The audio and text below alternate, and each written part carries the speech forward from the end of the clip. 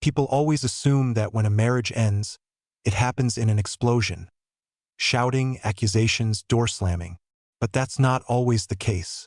Sometimes the end is quiet. Sometimes the most powerful moments happen in silence. I didn't leave in a rush. There was no dramatic confrontation. No bags thrown out onto the front lawn. I didn't storm out in anger. I disappeared. And the most painful part? She didn't even notice for 10 days.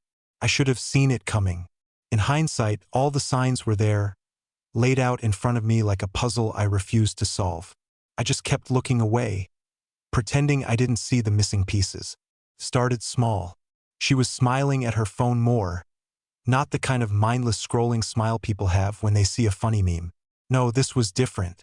It was softer, warmer, a private kind of happiness. A happiness I wasn't part of. Then there were the disappearing ex. Just grabbing drinks with the girls. Late meeting at work. Don't wait up.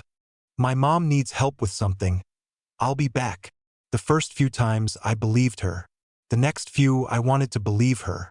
And then, eventually, I stopped believing altogether. Then came the excuses. Excuses for why she was always tired. Excuses for why she didn't want to be touched. Excuses for why she felt so far away. I told myself it was stress, work, life. I told myself she just needed space. I wanted that to be true, but the truth has a way of slipping through the cracks, no matter how hard you try to ignore it. The moment everything fell apart was painfully unremarkable. It was a Thursday, just another normal day. I came home from work early, hoping to surprise her with dinner. I had the whole plan in my head. Pick up her favorite takeout, maybe a bottle of wine, remind her of what we used to be. But when I pulled into the driveway, there was another car parked outside. I didn't recognize it. A single thought passed through my mind, quick as a lightning strike. It's happening. The air in the house felt different when I walked in, not wrong, not bad, just unfamiliar. And then from the bedroom, I heard it. A laugh. Her laugh. Not the polite chuckle she gave to coworkers. Not the fake laugh she used at parties. This was real, unfiltered, the kind of laugh I hadn't heard in years. The kind of laugh that wasn't meant for me. I could have burst in right then. I could have shouted, fought, demanded answers. But I didn't. I froze. I stood there in the middle of my own house and felt the weight of everything. All the moments I had ignored. All the nights she had chosen someone else. All the love I had poured into her only to be left with nothing. And then, in that second, I made my decision. I wasn't going to fight for her. I wasn't going to beg. I wasn't even going to let her know I had been there. I was just going to leave. Packing my life into a few suitcases didn't take as long as I thought it would. It turns out, when you've been emotionally checked out of your own marriage for long enough, walking away is easier than expected. I left no note, no confrontation, no parting words. I just walked out, and she never even noticed. Days passed, then a week, then 10 whole days before she finally called me. "Where are you?" she asked, and I laughed. For the first time in a long time, I actually laughed. "Check the closet," I said. Then I hung up. When I hung up the phone, I expected her to call back. Maybe she'd demand answers. Maybe she'd apologize. Maybe she'd scream at me for leaving like a ghost in the night. But the phone stayed silent. I stared at the screen, waiting. 1 minute, 5, 10. Nothing. I should have known better. She wasn't the type to panic right away. Not until reality hit her square in the face. And it would, because no matter how deep she was in whatever fantasy she'd been living, at some point, she'd have to look around and notice the empty spaces. The truth is, I hadn't planned my departure for months. I hadn't plotted revenge or left clues for her to find. But once I made the decision to leave, I knew I wasn't coming back. There was a freedom in that, realizing I owed her nothing. No confrontation, no final words. She had already said everything she needed to say without saying a damn thing. I imagined her walking through the house after our call, her eyes scanning the usual places, expecting to see my things right where she left them. My shoes by the door, my jacket on the chair, my keys in the bowl by the counter. But they weren't there. And then she checked the closet. I wonder how long she stood there, staring at the empty space where my clothes used to be. Did she gasp? Did she clutch her chest like in the movies, overwhelmed with regret? Or did she just blink slowly, realizing that she'd gone 10 whole days without even noticing I was gone? While she was standing there in shock, I was miles away, sitting in a tiny motel room with nothing but a duffel bag and my thoughts.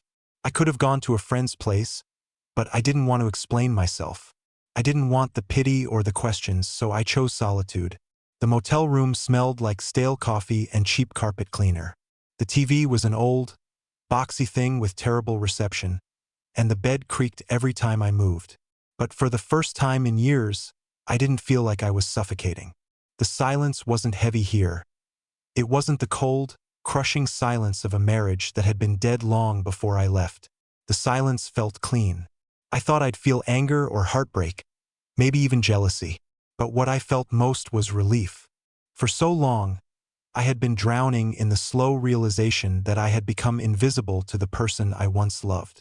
She hadn't cheated on me overnight. She had been drifting piece by piece, day by day, until there was nothing left for me to hold on to. I just didn't realize that I had been disappearing, too.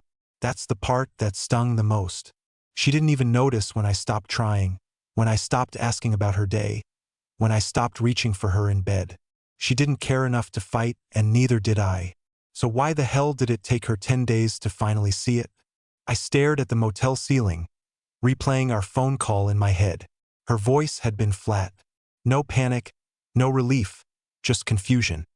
Like she had misplaced a pair of sunglasses and finally realized they weren't on the table where she left them. Was I just that to her? A habit? An object she only noticed when she needed it? I closed my eyes and let out a breath. No, I wasn't going to let her infect my mind anymore. I had walked away, and for once in my life I wasn't looking back. But of course, life doesn't work that way. The next day, she called again. This time, she didn't sound confused. She sounded angry. "Are you seriously not coming back?" She spat the words like she couldn't believe she even had to ask. I smiled, even though she couldn't see it. "Why does it matter? You didn't even notice I was gone." She scoffed, but there was something else in her voice now, something uncertain. "You're being dramatic, Harlan. You just left without saying anything. Who does that?" I let out a small laugh. "Who ignores their husband for 10 days and doesn't even notice he's gone?" Silence. For the first time, she had no response. She expected me to be the one who begged, who pleaded, who tried to make sense of this mess. But I wasn't playing that game anymore. "Enjoy your life," I said, about to hang up. "Wait." Her voice cracked, just slightly, just enough to let me know that for the first time. She was feeling something. Regret, panic, guilt. I didn't know. I didn't care. All I knew was that I had already walked away, and I had no intention of turning back. I sat in the dim motel room, staring at my phone long after she hung up. The screen was dark, but her voice still echoed in my mind. "Are you seriously not coming back?" As if my leaving was some kind of overreaction. As if I had packed my life into a single bag and disappeared just for fun. The arrogance, the sheer audacity. She wasn't upset that I was gone. She was upset that she had to deal with the consequences of her actions. For years, I had convinced myself that things weren't as bad as they seemed, that her distance was just stress, that the way she pulled away when I tried to hold her wasn't intentional. I told myself that people change, that maybe I just needed to try harder, that if I was better, she'd come back to me. I didn't realize that I had been lying to myself. And the worst part? She let me. She let me believe that we were just in a rough patch, that things would get better, that the long nights away, the guarded phone, the half-hearted excuses, none of it meant anything, that I was paranoid for thinking otherwise. But the truth was simple. She had checked out of our marriage a long time ago. She had just been waiting for me to catch up. The days blurred together after that. I had no real plan, no destination. I just knew I couldn't go back to that house, to her. I drove for hours, sometimes through the night, stopping at roadside diners and gas stations, watching as life continued around me. Couples holding hands, families laughing over greasy food, strangers existing in their own little worlds. And me? I was just there, floating, ruthless.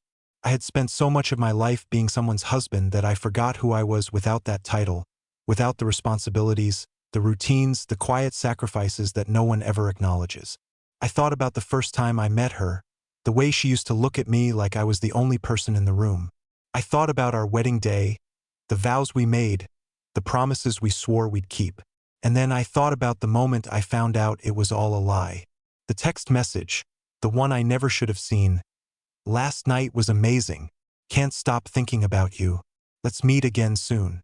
Red heart, it had taken me 10 seconds to read those words, 10 seconds to watch my entire life collapse around me, 10 seconds to realize that the person I loved, the person I had built a life with, had betrayed me in the most casual, careless way possible. I never told her I saw it. I never confronted her. I never even checked to see if there were more messages. I didn't need to. I already knew. That was the moment I started disappearing. Not when I packed my bags, not when I drove away, not even when she finally noticed I was gone. It happened the second I realized she wasn't mine anymore. I had been on the road for a week when she texted me. "Where are you?" Not, "I'm sorry." Not, "I miss you." Not, "Please come home." Just 3 empty words that meant nothing. I didn't answer. The next day, another message. "I think we need to talk." Talk about what? About how she let another man touch her.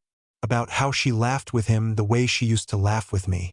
About how she didn't even notice I had walked away until it finally inconvenienced her. I left her on read. Then the calls started. First once a day, then 3, then 5. I ignored them all. It wasn't until she sent a photo that I hesitated. It was a picture of our house, my car still parked in the driveway, the front door slightly open like she had just stepped outside, and the caption underneath, "You still have a life here." I stared at the screen for a long time, my stomach twisting, because she was right. I did still have a life there. But the question was, did I even want it anymore?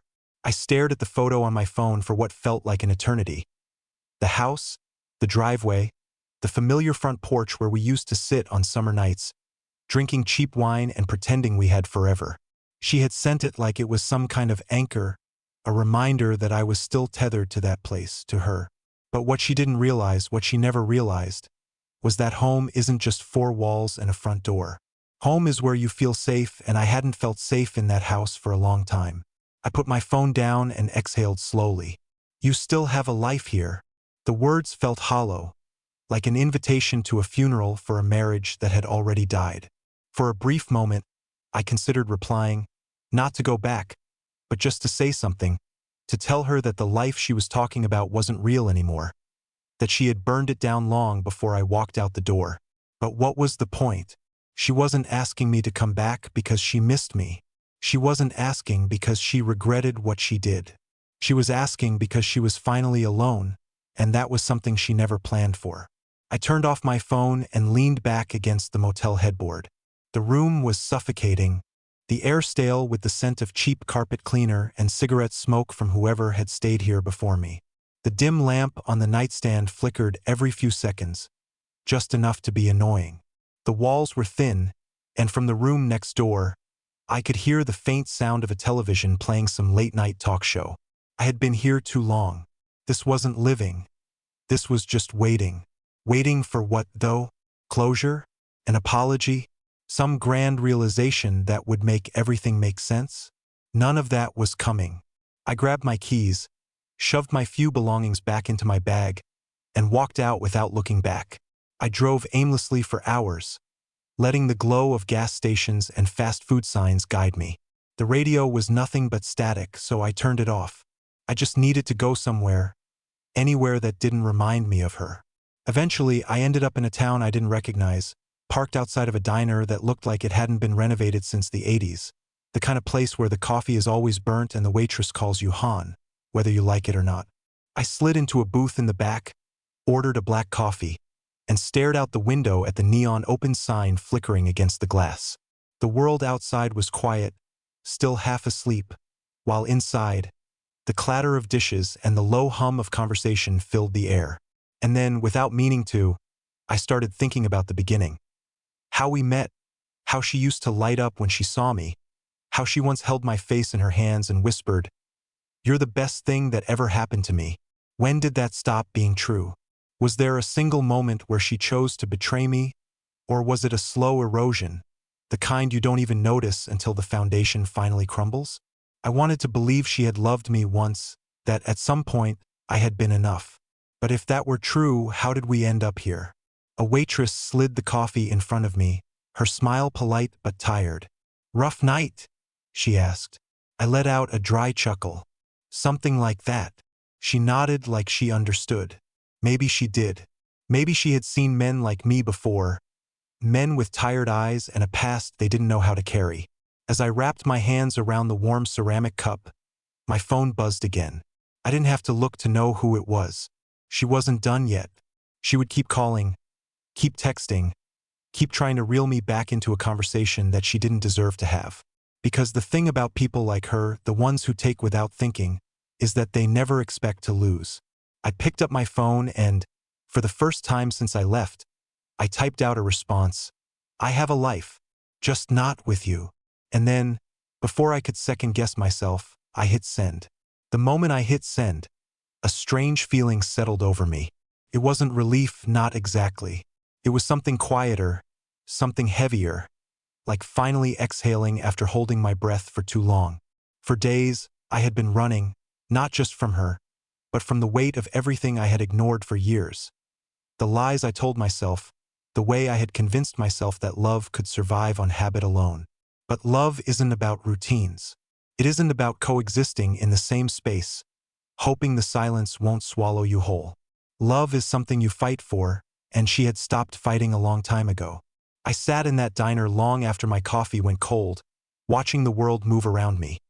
A truck driver in the corner scrolling through his phone between bites of a soggy sandwich, a couple near the window, their hands tangled together like they were afraid to let go.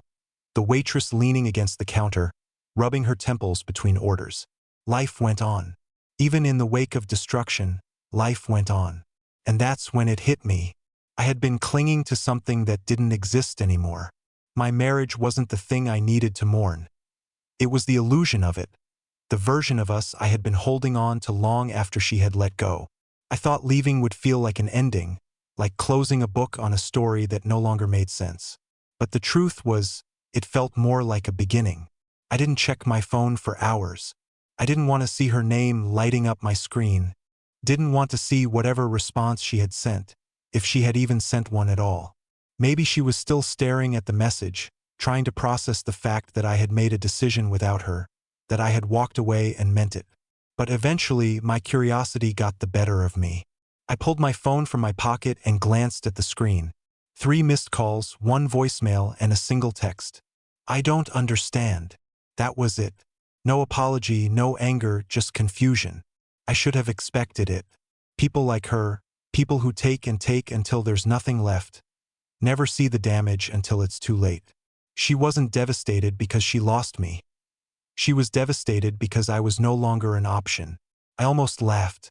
For years, I had tried to understand her, tried to navigate the shifting sands of our relationship, bending myself into shapes I didn't recognize just to make her happy. And now she was the one who didn't understand. I deleted the voicemail without listening to it. Whatever she had to say, it didn't matter anymore.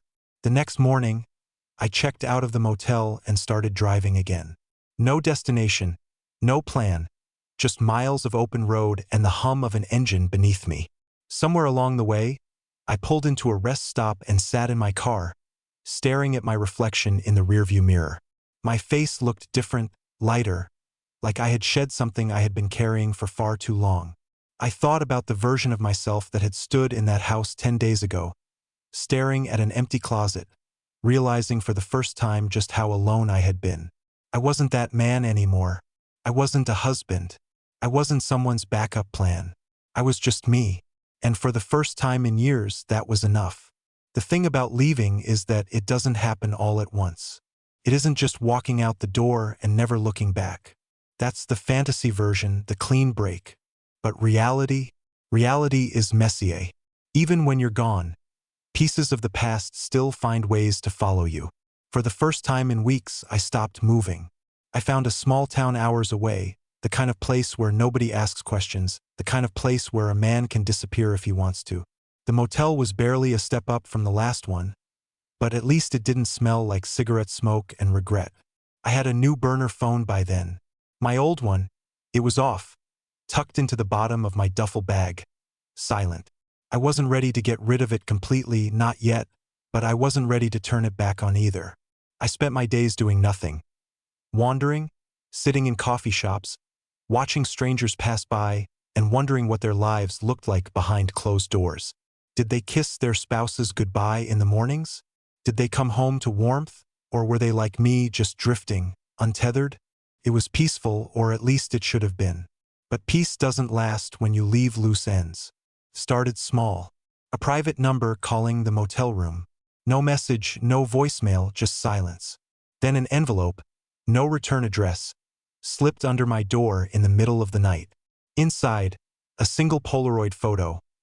My house, lights on, my car gone, the front door slightly ajar. I stared at it for a long time, something cold settling in my stomach.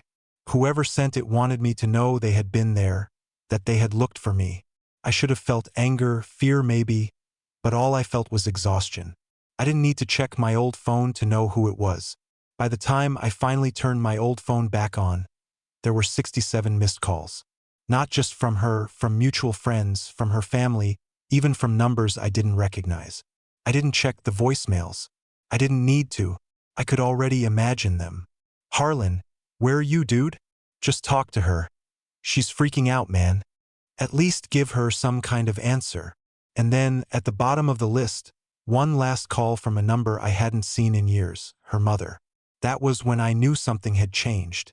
Her mother never called me, ever. She tolerated me at best. So whatever had driven her to reach out now, it wasn't just about a missing husband. Something else was going on. I sat with that knowledge for hours, staring at the phone like it held the answer to a question I didn't want to ask. I had left. I had made my choice. I didn't owe her anything. But still, I pressed play on the voicemail. Her mother's voice came through, tight and controlled. But there was something underneath it, something close to panic. Harlan, I know you don't want to hear from me, but you need to call her. Now, whatever happened between you two, this is bigger than that. She's not okay. Please. Then silence. No details, no explanation, just a demand wrapped in urgency. I should have ignored it. I almost did, but I called anyway. And the second she answered, I knew I had walked into something I wasn't ready for. The phone barely rang once before she picked up. Harlan. Her voice wasn't what I expected. No anger, no bitterness, just something else, something raw. I didn't answer right away. I just held the phone to my ear, staring at the dark motel ceiling. I shouldn't have called. I should have ignored it, let her sit with the choices she made. But something about her mother's voice, the way she had said, she's not okay, it clawed at me. So I finally spoke. I got your mom's message. A beat of silence, then a shaky exhale. I didn't think you'd call. Neither did I. I expected her to launch into some speech, to beg or scream or demand explanations. But she didn't. Instead, she hesitated, like she didn't know where to start. And for the first time, I wondered if she had felt it too. The unraveling, the slow, quiet death of everything we built. Maybe she had been pretending just as much as I had. I'm sorry, she finally said. 2 words, 2 empty, meaningless words. I laughed. Not because it was funny, but because I didn't know what else to do. For what? Another pause. For everything. I sat up, rubbed a hand over my face. I could feel it coming. The part where she told me what she had done, how she regretted it, how she wished things were different. But that wasn't what I wanted. I didn't want her guilt. I wanted something real. And maybe that's why I asked the question I never thought I would. Did you ever love me? A sharp inhale, and then the longest silence of my life. The weight of that pause crushed me. It was the kind of silence that told me everything, even if she didn't want to say it out loud. She started, then stopped, tried again. I thought I did. I closed my eyes. Thought, past tense.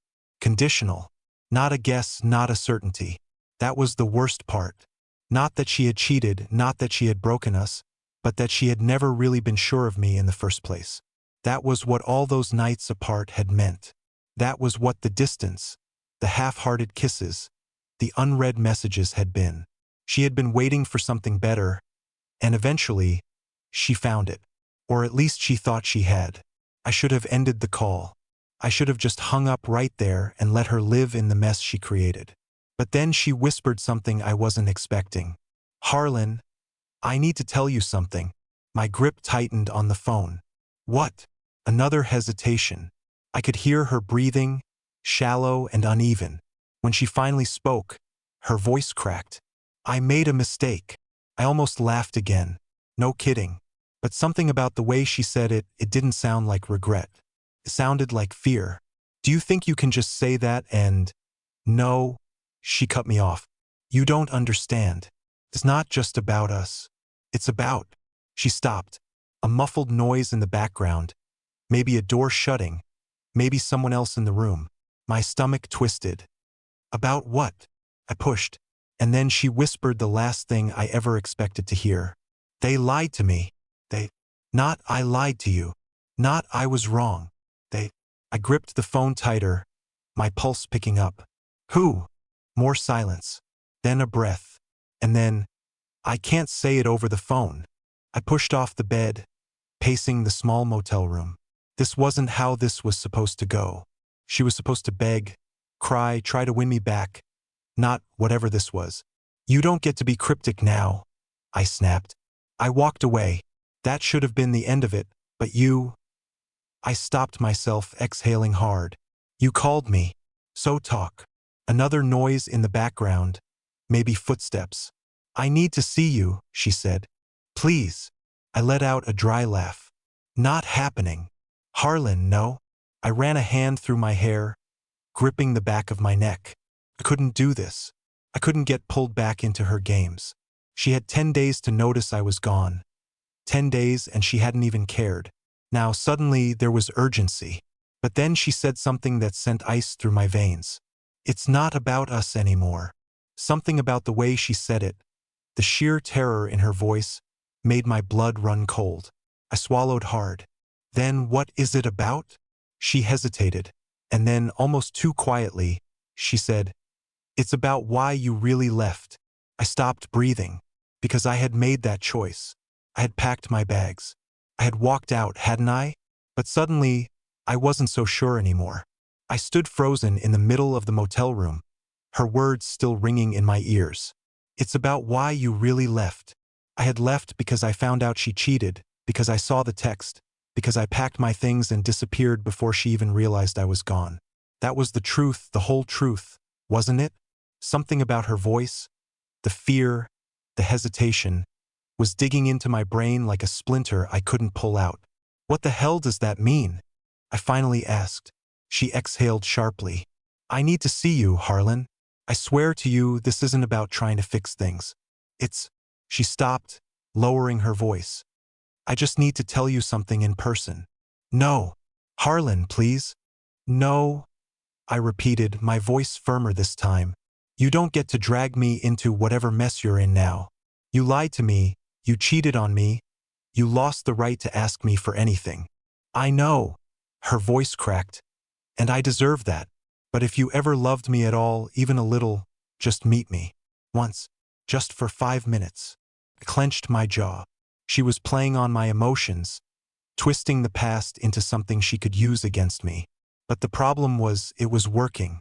I hated that some part of me still wanted answers. Not about the affair. I had accepted that for what it was. But about everything else. What had changed? Why was she scared? And most importantly, why was I still listening? I should have hung up. I should have ignored her. But instead, I heard myself say, "Where?" An hour later, I pulled into a nearly empty parking lot outside of an old diner on the outskirts of town. She was already there, sitting in her car, headlights off, hands gripping the steering wheel so tightly her knuckles were white. She looked up as I parked, her eyes locking onto mine through the windshield. She looked different. Not just tired, not just guilty. She looked haunted. I stepped out, walking toward her car slowly. My heartbeat pounded in my ears.